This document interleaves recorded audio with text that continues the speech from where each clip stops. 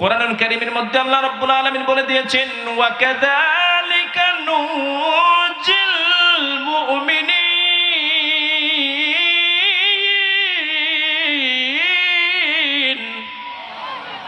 আল্লাহ রাব্বুল আলামিন স্পষ্ট ভাষায় জানিয়ে দিয়েছেন, ইউনূসকে যেরকম বিপদের দিনে পাশে দাঁড়িয়েছি, বিপদ থেকে উদ্ধার করেছি, আমার নবীর কোনো উম্মত যদি বিপদের সম্মুখীন হয়, বিপদে পড়ে, আর জমিন থেকে আমি রব্বে কারীমকে একটা ডাক দেয়, আমি আরশে আজিম থেকে ডাকটা রিসিভ করে আজও তাদেরকে বিপদ থেকে উদ্ধার করে দেব। জোরে কোন সুবহানাল্লাহ। যিনি আল্লাহকে ভয় করেন তাকে বলা হয় মুত্তাকি। তাকে কি বলে? মুত্তাকি। আর এই ভয়টাকে আরবিতে বলা হয় তাকওয়া। ভয়টাকে কি বলা হয়? তাকওয়া। এখন এই তাকওয়া কি জিনিস? আমি আপনাদেরকে প্রশ্ন করলাম, তাকওয়া কি জিনিস? এই একই প্রশ্ন হযরতে ওমর ফারুক রাদিয়াল্লাহু তাআলা আনহু তিনি আরেকজন সাহাবীকে করেছিলেন। ওই সাহাবীর নাম হচ্ছে উবাই বিন কাব রাদিয়াল্লাহু তাআলা আনহু। তো বললেন, ভাই বলো তো তাকওয়া কি জিনিস? তিনি আবার পাল্টা হযরতে ওমরকে জিজ্ঞেস করলেন, প্রশ্ন করলেন, আচ্ছা ভাই ওমর, আপনি বলুন তো, একটি সরু রাস্তাটা সরু চিকন, যার দুই ধারে দিয়ে অনেকগুলো কাঁটাযুক্ত গাছ রয়ে গেছে, এমন একটা কাঁটাযুক্ত রাস্তা দিয়ে আপনি কেমনে হাঁটবেন? এই প্রশ্ন করছে। উত্তরে ওমর ফারুক কি বললেন? আমি নিজেকে এতটা আঁটোসাঁটো করে জড়সড় হয়ে সেই সরু রাস্তা দিয়ে হাঁটবো, যাতে করে দুই ধারের কাঁটাযুক্ত বৃক্ষের একটা কাঁটার আঁচড় আমার দেহে না লাগতে পারে। ঠিক কিনা? এটার নাম হচ্ছে তাকওয়া। এটার নাম কি? তাকওয়া। অর্থাৎ আমি যদি আপনাদেরকে আরেকটু আপনাদের ভাষায় বুঝাইতে চাই, তাহলে বলবো, আপনারা তো গ্রামের মানুষ, বাইন মাছ তো চিনেন। এই তাকওয়ার সংজ্ঞা বুঝতে হলে বাইন মাছের কাছে যেতে হবে। বলুন তো, এই বাইন মাছ কোথায় থাকে? কাদার ভেতর থাকে কিনা? কাদার ভেতর থাকে। কিন্তু যখন কাদার ভেতর থেকে সে বের হয়ে আসে, তখন তার দেহে কয় কেজি কাদা লেগে থাকে? এক ফুটাও কাদা থাকে না। এটার নাম হচ্ছে তাকওয়া। অর্থাৎ আপনি গুনাহে পরিপূর্ণ এই সমাজের মধ্যে আপনার বসবাস। এমন একটা সমাজে আপনি বসবাস করেন, যেই সমাজে মিথ্যার গুনাহ আছে না নাই? যেই সমাজে প্রতারণার ছড়াছড়ি আছে না নাই? যেই সমাজে ধোঁকাবাজি, মাপে কম দেওয়া, আরেকজনের ক্ষেতের আইল কেটে দেওয়ার মতো অন্যায় অপরাধ যে সমাজে আছে, সর্বমুখী গুনাহ আর অপরাধ যে সমাজে আছে, এমন একটি সমাজে আপনার বসবাস। এই সমাজের বাহিরে তো আপনি যেতে পারবেন না, এ সমাজে আপনাকে বসবাস করতে হবে। কিন্তু এমনভাবে আপনি বসবাস করবেন, একটা গুনাহ নামক কাঁটার আঁচড় আপনার গায়ে লাগতে পারবে না। এটার নাম হচ্ছে তাকওয়া। এইভাবে যিনি চলেন তার নাম হচ্ছে মুত্তাকি। কথা কোন ঠিক কিনা? আল্লাহ রাব্বুল আলামিন কোরআনুল হাকিমে দ্ব্যর্থহীন কণ্ঠে জানিয়ে দিলেন, ইয়া আইয়ুহাল্লাযীনা আমানুত্তাকুল্লাহা হাক্কা তুকাতিহি ولا تموتن إلا وأنتم مسلمون।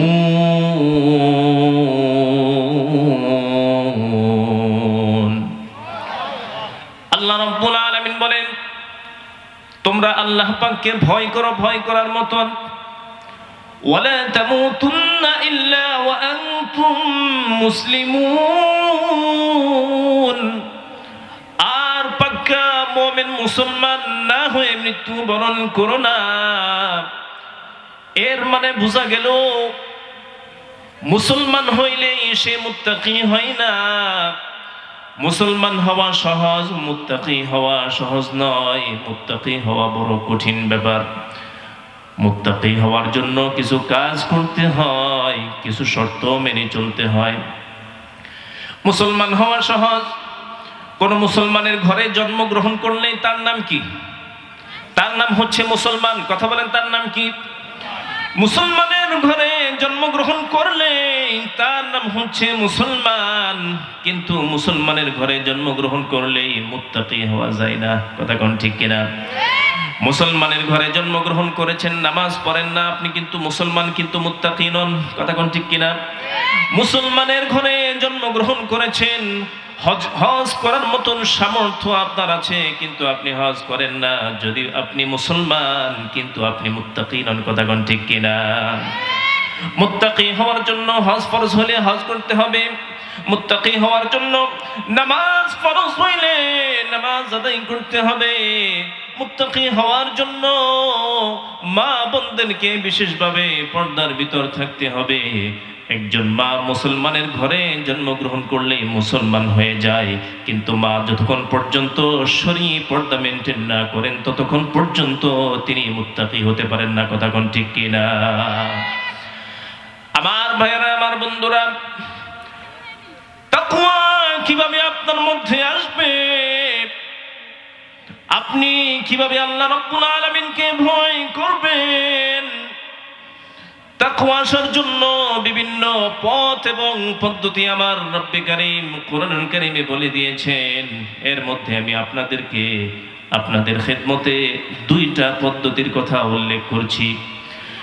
একটা পদ্ধতি হচ্ছে, আপনি যখন গুনাহের কথা বলতে চাইবেন, আপনি যখন আপনার জবান দিয়ে জেনে শুনে মিথ্যা বলতে চাইবেন, আপনি যখন গুনাহের কাজ করতে চাইবেন, দুইটা হাতকে ব্যবহার করে ওই মুহূর্তে আপনি মনে মনে চিন্তা করবেন, আমি যে গুনাহের কথা বলছি, 2-4-5 জন মিলে গুনাহের পরামর্শ করছি, পৃথিবীর কেউ যদিও আমাদের কথা শুনছেন না, কিন্তু এক মালিক রয়েছে, তিনি আমাদের সকল কথাগুলো শুনছেন। জোরে কোন ঠিক কিনা?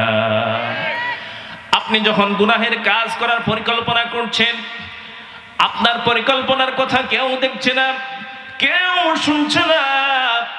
আপনি যদি মনে মনে চিন্তা করেন, আমি যে বদ্ধ ঘরে কি গুনাহের কাজ করছি, মোবাইলে হোক বা অন্যভাবে হোক যে গুনাহের কাজ করছি, হয়তোবা দরজা বন্ধ থাকার কারণে আমার মা দেখছে না, বাবা দেখছে না, সন্তান সন্ততি স্ত্রী কেউ দেখছে না, কিন্তু এক মহান মালিকের চোখকে ফাঁকি দেওয়া যাবে না। মহান মালিক তিনি আমাকে দেখছেন, আমাকে মনিটরিং করছেন। এই বিষয়টা যদি আপনার অন্তরে থাকে গুনাহের কাজ করার সময়, তাহলে আপনি গুনাহ থেকে বেঁচে থাকবেন, গুনাহের কাজ আপনার দ্বারা সম্ভব হবে না। এর মাধ্যমে আপনি গুনাহ বর্জন করে মুত্তাকি হয়ে যাবেন। কথা কোন ঠিক কিনা? এখন কথা হচ্ছে, আমার রব্বে কারীম তিনি কেমন শোনেন? আমাদের শোনা আর রব্বে কারীমের শোনার মধ্যে পার্থক্য আছে না নাই? আমরা কাছেরটা শুনি, দূরেরটা শুনি না। রব্বে কারীমের শোনা কিন্তু এমন নয়। আমার মালিক, আমার রব্বে কারীম কাছেও যেমন শোনেন, দূরেরটাও তেমন শোনেন। আমার মালিক তিনি কাছেরটাও যেমন দেখেন, দূরেরটাও তিনি তেমন দেখেন। হযরত ইউনূস আলাইহিস সালাম নদীর মধ্যে মাছের পেটে আবদ্ধ হয়েছেন। মাছের পেটে গিয়ে দেখলেন দরজা নাই, জানালা নাই, আলো বাতাস ঢোকার বের হওয়ার কোনো রাস্তা নাই। বিপদের সম্মুখীন হয়েছেন। তিনি নিশ্চিত মৃত্যুবরণ করবেন, মৃত্যুর ক্ষণ গুনতেছেন। ওই মুহূর্তে একমাত্র শেষ ভরসা মনে করে এমন একটা ডাক দিয়েছেন, এমন একটা মিস কল দিয়েছেন, এমন একটা সিগন্যাল পাঠিয়েছেন আরশে আজিম বরাবর। ওই সিগন্যাল জনবাগের কোনো জলজ প্রাণী শুনে নাই, স্থলবাগের মানব দানব পশু পক্ষীকুল কেউ শুনতে পারে নাই। যেই মহান রব্বুল আলামিন আরশে আজিম থেকে ইউনূসের ডাক শুনেছেন, তিনি কে? চিৎকার মেরে বলতে হবে, তিনি কে? আল্লাহ। ওই আল্লাহকে একটু মহব্বত করে ডাক দেন, আল্লাহু আকবার। আরো জোরে ডাক দেন, আল্লাহু আকবার। লা ইলাহা ইল্লাল্লাহ, সুবহানাল্লাহ।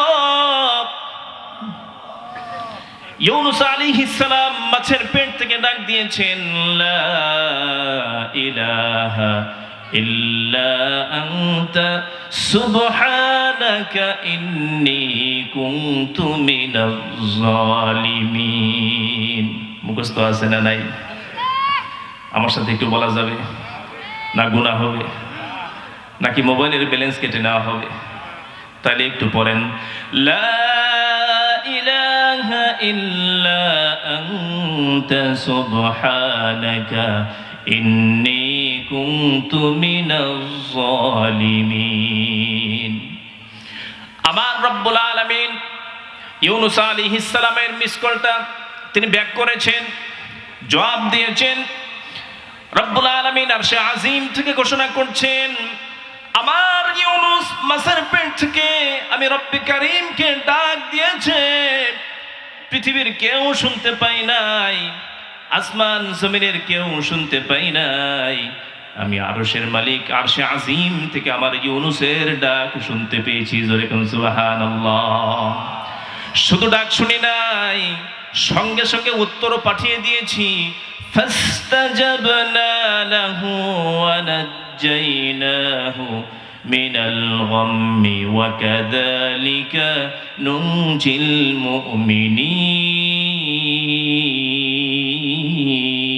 মুমিনিন।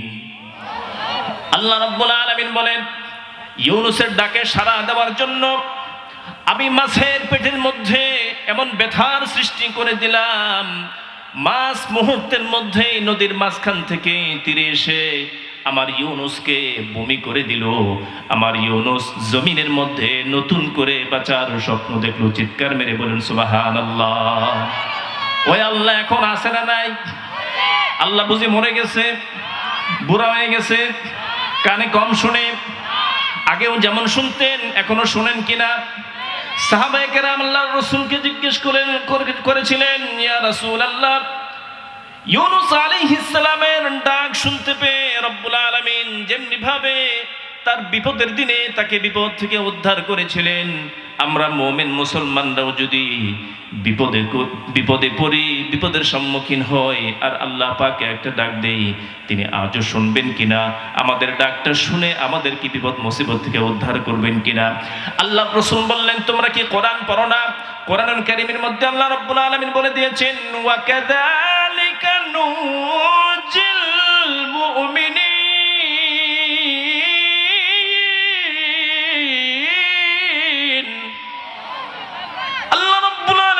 স্পষ্ট ভাষায় জানিয়ে দিয়েছেন, ইউনূসকে যেরকম বিপদের দিনে পাশে দাঁড়িয়েছি, বিপদ থেকে উদ্ধার করেছি, আমার নবীর কোনো উম্মত যদি বিপদের সম্মুখীন হয়, বিপদে পড়ে আর জমিন থেকে আমি রব্বে কারীমকে একটা ডাক দেয়, আমি আরশে আজিম থেকে ডাকটা রিসিভ করে আজও তাদেরকে বিপদ থেকে উদ্ধার করে দেব। জোরে কোন সুবহানাল্লাহ। তাহলে বোঝা গেল আল্লাহ রাব্বুল আলামিন তিনি কেমন শুনেন, এবার তিনি কেমন দেখতে পান। আমাদের দেখা আর আল্লাহ রাব্বুল আলামিনের দেখার মধ্যে পার্থক্য আছে না নাই? কেমন পার্থক্য? আমরা কাছেরটা দেখতে পাই, দূরেরটা দেখতে পাই না। আলোতে দেখতে পাই, আধারে দেখতে পাই না। দিনের বেলায় দেখতে পাই, রাতের আধারে দেখতে পাই না। কিন্তু আল্লাহ পাকের দেখা কিন্তু এমন নয়। কথা কোন ঠিক কিনা? আল্লাহ রাব্বুল আলামিন তিনি কেমন দেখেন? তিনি কাছেও যেমন দেখেন, দূরেরটাও তেমন দেখেন। তিনি আলোতে যেমন দেখেন, আধারেও তেমন দেখেন। দিনের বেলাও যেমন দেখেন, রাতের বেলাও তেমন দেখেন। আল্লাহ রাব্বুল আলামিন তার দর্শন শক্তির ব্যাখ্যা দিয়ে কোরআনুল কারীমের মধ্যে উল্লেখ করেছেন, وَمَا تَسْقُطُ مِنْ وَرَقَةٍ إِلَّا يَعْلَمُهَا وَلَا حَبَّةٍ فِي ظُلُمَاتِ الْأَرْضِ وَلَا رَطْبٍ وَلَا يَابِسٍ إِلَّا فِي كِتَابٍ مُبِينٍ।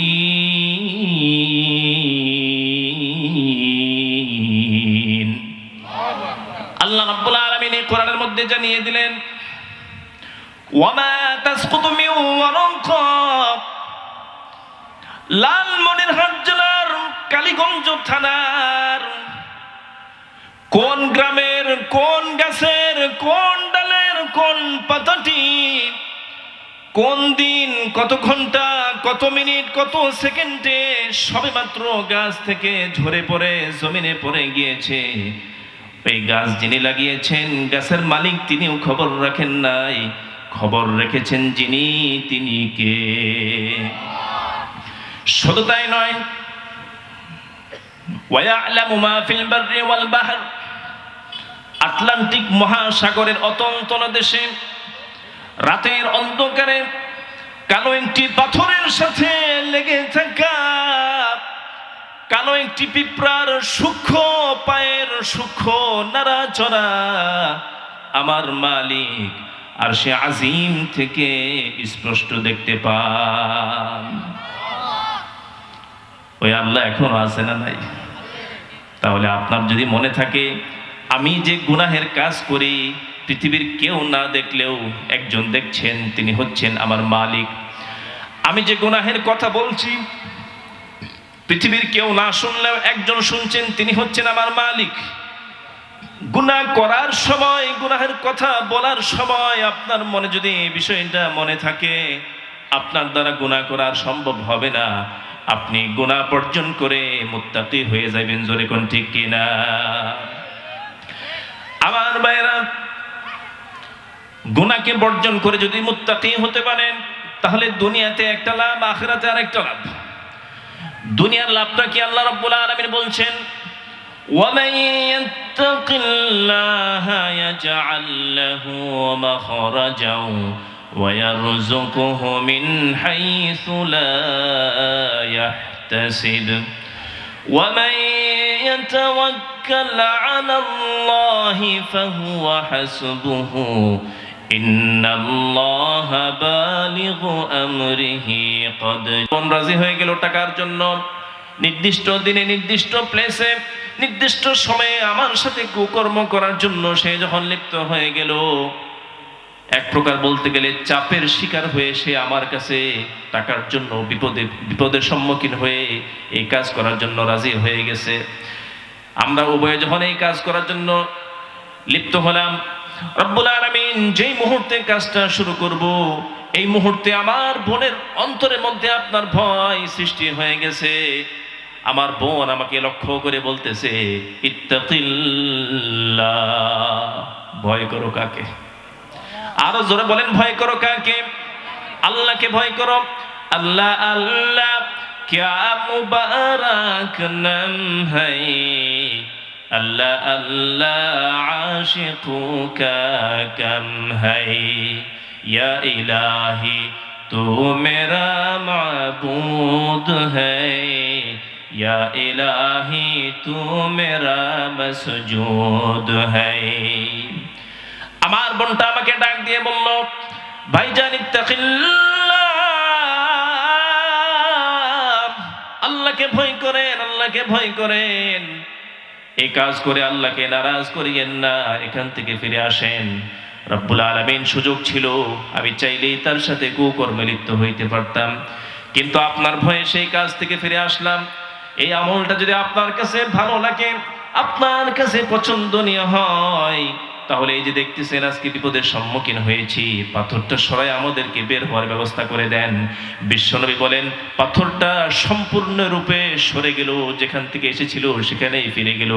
বনে ইসরায়েলের 3 ব্যক্তি আবদ্ধ গুহা থেকে বের হয়ে তাদের জীবন পুনরায় রক্ষা করলো। জোরে কোন সুবহানাল্লাহ। তাহলে দেখা যাচ্ছে দুনিয়ার জমিনে বান্দা যদি আল্লাহকে ভয় করে যাবতীয় গুনাহ ছেড়ে দেয়, বান্দা যদি বিপদের সম্মুখীন হয়, তাহলে বিপদ থেকে উদ্ধার করে দিবেন যিনি, তিনি কে? এটা হচ্ছে দুনিয়াতে, আর আখিরাতে হচ্ছে আল্লাহ পাক ওই বান্দাগুলোকে বন্ধু বানায়া নেবেন। বলুন তো, আখিরাত দিবসে আল্লাহ যার বন্ধু হয়ে যাবে তার কোনো ভয় আছে কিনা? তার কোনো টেনশন আছে কিনা? তার কোনো পেরেশানি থাকবে কিনা? তার কোনো বিপদ মুসিবত থাকবে কিনা? না না, আল্লাহ রাব্বুল আলামিন এই কোরআন পাকের মধ্যে বলেছেন, আলা ইন্না আউলিয়া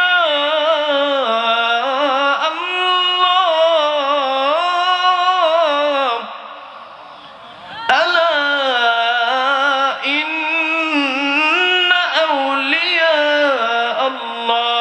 লা খাউফুন আলাইহিম ওয়ালা হুম ইয়াহজানুন।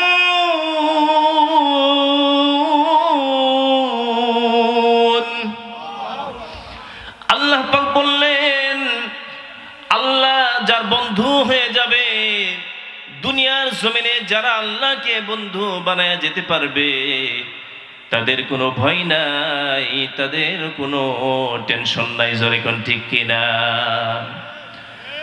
আফগানিস্তানের হাজার খ্রিস্টাব্দের একজন বাদশাহ ছিলেন সুলতান মাহমুদ গজনবী রাহিমাহুল্লাহ। তার সাম্রাজ্যে মাঝে মধ্যেই চুরির ঘটনা ঘটত। একদিন তিনি নিয়ত করেছেন, আজকে রাতে আমি বের হয়ে যাব, সাম্রাজ্যে লুকোচুরি করব, আজকে চোরদেরকে ধরবো আমি। আমার সাম্রাজ্যে প্রতিনিয়ত কারা চুরি করে ধরতে পারি না, মানুষ বিরক্ত হয়ে গেছে, মানুষকে উত্তপ্ত করা হচ্ছে।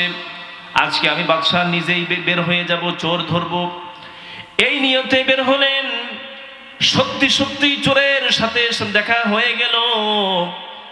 তিনি একটা পুকুরের পাশে বসে বসে ওযু করতেছেন। চিন্তা করলেন, সারা রাত অপেক্ষা করলাম, চোরের দেখা পাইলাম না, তাহাজ্জুদের সময় হয়ে গেছে, তাহাজ্জুদ আদায় করি। এখন ওযু করার জন্য পুকুরের এক পাশে তিনি ওযু করতেছেন। ঠিক ওই মুহূর্তে চারজন চোর আসছে চুরি করার জন্য। এবং চারজন চোর অন্যদিন যদিও অন্যান্য বাড়িতে চুরি করে, কিন্তু আজকে নিয়ত করছে আজকে আর ছোট বাড়িতে চুরি করবে না, বড় বাড়িতে চুরি করবে। তার মানে সম্রাট সুলতান মাহমুদ গজনবীর বাড়িতে আজকে চুরি করবে, হামলা করবে, ডাকাতি করবে। এই নিয়তে পুকুরের অপর পাশে তারা দাঁড়িয়ে দাঁড়িয়ে পরামর্শ করতেছে, আর মাথা থেকে পা পর্যন্ত তেল মালিশ করতেছে। বলেন তো তেল লাগাইতেছে কেন? উদ্দেশ্য হচ্ছে আমরা ধরা খাইলেই যেন ছুটে আসতে পারি। কথা বুঝেন নাই? কত বড় চালাক! পুকুরের এক পাশে সুলতান মাহমুদ গজনবী পানি দিয়ে শরীর ভেজায় ওযু করে তাহাজ্জুদ পড়ার জন্য, অপর পাশে চোরেরা মাথা থেকে পা পর্যন্ত তেল মালিশ করে চুরি করার জন্য। এরা ছিল চুরি বিদ্যায় অত্যন্ত এক্সপার্ট। এরা যখন সুলতান মাহমুদ গজনবীকে অপর পাশে দেখতে পেল, ভাবলো আমরাই মনে হয় চুরি করে, এটাই ভাবতাম, কিন্তু চোর তো খালি আমরা চারজন না, চোর তো দেখা যায় আরেকজন আছে। কিন্তু আসলে তিনি তো চোর নন, কিন্তু যে চোর সে তো আরেকজনকে দেখলে সে তাকেও চোর মনে করে। কতক্ষণ ঠিক কিনা? যে বুজুর্গ, যে তাহাজ্জুদ গুজার আরেকজনকে দেখলে মনে করে সেও মনে হয় তাহাজ্জুদ পড়তে উঠছে। কতক্ষণ ঠিক কিনা? সুলতান মাহমুদ গজনবী ওদেরকে দেখে ভাবছে এরা মনে হয় তাহাজ্জুদের সময় তাহাজ্জুদ পড়ার জন্য ওযু করতেছে। কিন্তু না, তিনি ওদের সাথে কথা বলার জন্য ওই পাশে গেলেন, পরিচয় লাভ করলেন। তারা নিজেদের পরিচয় দিলেন, আমরা চুরি করার জন্য আসছি এবং আজকে বড়টার বাড়িতে চুরি করব, তো তুমি কে, তোমার পরিচয়টা দাও। এখন তিনি ভাবলেন, আমি যদি আমার প্রকৃত পরিচয় দিয়ে দেই তাহলে চোর ধরা খাবে না, ছুটে যাবে। চোর তো ছুটে যাবে, এদেরকে ধরার জন্যই তো আমি এত রাত পরিশ্রম করলাম। তিনি নিজের পরিচয়টা লুকাইলেন। এবার বলতেছেন, হ্যাঁ আমি তোমাদের সঙ্গে হতে চাই। আমি কি করি, কে, এইটা কথা বলেন নাই। বলতেছেন আমি যাই করি আজকে তোমাদের সঙ্গে হতে চাই, তোমাদের সাথে ৫ম নাম্বারের চোর হইতে চাই আজকে। তো কার বাড়িতে চুরি করবা? সুলতান সম্রাট মাহমুদ গজনবী বাড়িতে আজকে চুরি করব। তো তিনি জিজ্ঞেস করলেন, সম্রাটের বাড়িতে চুরি করবা, তাহলে নিশ্চয়ই তোমাদের চোর বিদ্যা অবশ্যই আছে, নতুবা এত বড় সাহস তোমাদের কেমনে হয়? কয় হ, আমাদের চুরি বিদ্যা তো অবশ্যই আছে। এবার সম্রাট বলতেছেন, তাহলে কার মধ্যে কি অভিজ্ঞতা আছে, কি বিদ্যা আছে, একটু পরীক্ষা দাও। একজন বলতেছে, আমার মধ্যে বিদ্যা হচ্ছে কোন বাড়িতে প্রবেশ করার সময় সামনে যে গেট পড়ে, এই গেটের মধ্যে যে তালা থাকে, তালাটা বাংলা তালা হোক আর কোরিয়ান তালা হোক আর চাইনা তালা হোক, আমি হাততালি দেওয়ার সাথে সাথে তালা খুলে যায়। আল্লাহু আকবার! কেমন বিদ্যা? চুরি বিদ্যা। আরেকজনটা জিজ্ঞেস করছে, তোমার মধ্যে যোগ্যতা কি? সে বলতেছে, গেট দিয়ে ঢোকার সময় একজন সিকিউরিটি গার্ড থাকে, ঘেউ ঘেউ করে, ওনার নাম কি? মিস্টার কুকুর। তিনি ঘেউ ঘেউ করে কি বলতে চান, তার ল্যাঙ্গুয়েজটা আমি বুঝি, তার ভাষাটা আমি বুঝি। আচ্ছা, মাশাআল্লাহ, খুব অভিজ্ঞতা। আরেকজনকে জিজ্ঞেস করছে, তোমার মধ্যে চুরি বিদ্যা কি আছে? সে বলতেছে আমার মধ্যে বিদ্যা হচ্ছে আমি নাক দিয়ে ঘ্রাণ নিয়ে বলে দিতে পারি কোন ঘরে স্বর্ণ রূপা টাকা পয়সা বেশি আছে। এই জন্য টার্গেট মিস হয় না।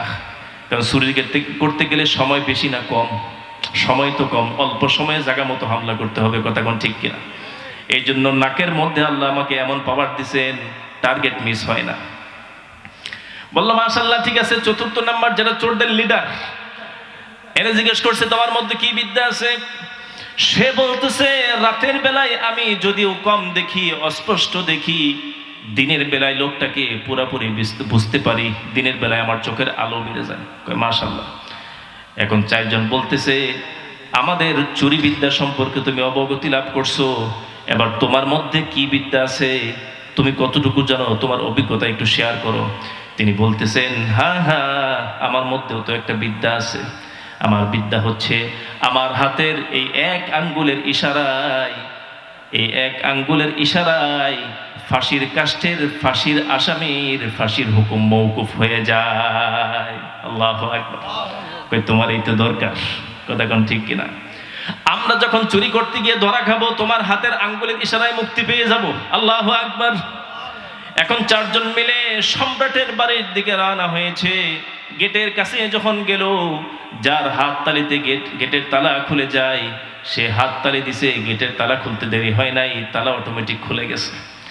এবার যখন গেটের ভিতর দিয়ে প্রবেশ করলেন, মিস্টার সিকিউরিটি ঘেউ ঘেউ করতেছে। ঘেউ ঘেউ করে কি বলে, ওই যে কুকুরের ভাষা বোঝে সে তর্জমা করতেছে, সে ট্রান্সলেট করে বলতেছে কুকুর আমাদেরকে এই মুহূর্তে মেসেজ দিছে বাদশা বাড়িতে মেহমান নিয়ে ঢুকতেছে।